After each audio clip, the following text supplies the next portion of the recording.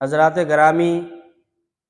جب تک ہمارے دلوں میں اللہ کا خوف پیدا نہیں ہوگا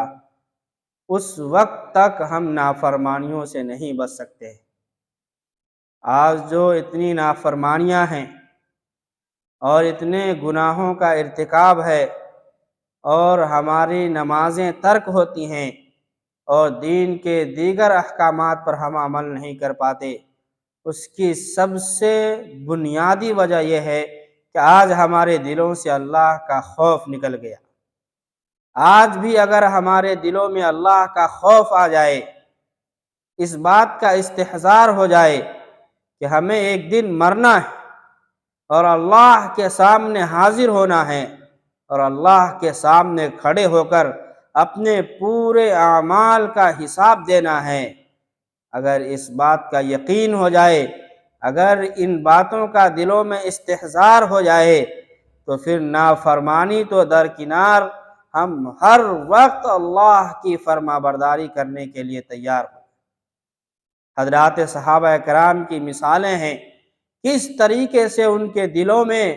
اللہ کا خوف ہمیشہ مستحضر رہتا تھا۔ حضرت سیدنا ابن عمر رضی اللہ تعالی عنہ صحرا کے اندر ہیں، جنگل میں ہیں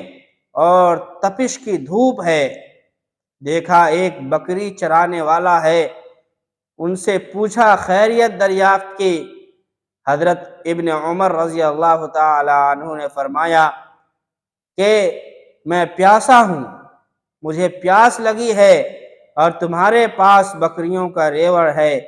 تم کسی بکری کے تھن سے دودھ نکال کر مجھے دے دو، میں پی لوں گا۔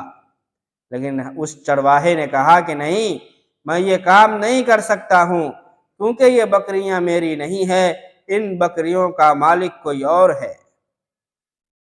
چنانچہ حضرت ابن عمر رضی اللہ تعالی عنہ نے پھر ان سے عرض کیا کہ بھائی دیکھ، تیرا مالک تو یہاں موجود نہیں ہے، لاؤ ایک بکری ذبح کرتے ہیں، ہم بھی اس میں سے کھائیں گے اور تم بھی پیٹ بھر کے کھانا، اور اس بکری کی جتنی قیمت ہوگی وہ بھی میں اپنی طرف سے ادا کر دوں گا، تیرا بھی پیٹ بھر جائے گا، میرا بھی پیٹ بھر جائے گا۔ اپنے مالک سے کہہ دینا کہ ایک بھیڑیا آیا تھا اور بھیڑیے نے اس بکری کو کھا گیا۔ حضرت ابن عمر امتحان لینا چاہ رہے تھے، اس بندے کا آزمائش کرنا چاہ رہے تھے، لیکن جیسے آپ نے یہ جملہ اور یہ باتیں ان کے سامنے رکھی، فوراً وہ بکری چرانے والا عام درجے کا مسلمان کہنے لگا، فَأَيْنَ اللَّهُ فَأَيْنَ اللَّهُ، کہ اگر میرا مالک یہاں موجود نہیں ہے تو پھر میرے مالک کا مالک اللہ کہاں ہے؟ یعنی وہ تو دیکھ رہا ہے۔ جب ایک عام درجے کا مسلمان، ایک بکری چرانے والے کا ایمان اس درجے کمال کو پہنچا ہوا ہے کہ اپنے مالک کی اجازت کے بغیر نہ بکری کے تھن سے دودھ نکالنا گوارا کرتا ہے، نہ بکری میں کسی طریقے کا تصرف کرنا چاہتا ہے، صرف اس بنیاد پر کہ اس مرد مجاہد کے دل میں، اس کامل مسلمان کے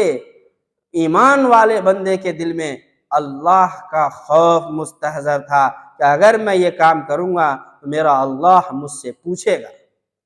میرے بھائی، آج ضرورت اس بات کی ہے کہ ہم بھی اپنے دلوں میں اللہ کا خوف پیدا کریں، روزانہ کم سے کم کچھ وقت ایسا نکالے،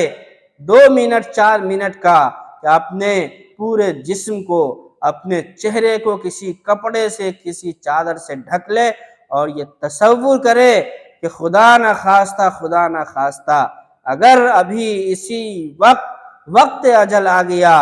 اور دنیا سے رخصت ہونا پڑا تو ہم اللہ کو کیا جواب دیں گے، ہم نے آخرت کے لیے کیا تیاری کی ہوئی ہے۔ جب ہم مراقبہ کریں گے، اپنے چہرے پر چادر ڈال کر ان چیزوں کا تصور کریں گے کہ ہم مریں گے اور مرنے کے بعد اللہ تعالیٰ اپنے سامنے کھڑا کر کے ہم سے پوچھیں گے کہ بتاؤ تم نے میرے لیے کیا کیا، ہم نے تمہیں عمر دی تھی، ہم نے تمہیں جوانی دی تھی، ہم نے تمہیں صحت دی تھی، تم نے میری کیا عبادت کی ہے؟ پھر میرے بھائی ہم کچھ جواب نہیں دے سکتے۔ اس لیے آج اللہ نے موقع دیا ہوا ہے، اللہ نے زندگی دی ہوئی ہے، اللہ نے صحت دیا ہوا ہے۔ اگر ہم اپنے دل میں اللہ کی محبت پیدا کر لیں، اللہ کا خوف پیدا کر لیں، پھر آسانی کے ساتھ ہم اللہ کی عبادت اور بندگی کر سکتے ہیں۔ اللہ تعالی ہمارے دلوں میں بھی اللہ کا اپنا خوف پیدا فرمائیں، اور آپ حضرات کے دلوں میں بھی اللہ تعالیٰ اپنی محبت اور خوف پیدا فرمائیں۔ وآخر دعوانا ان الحمد للہ رب العالمین۔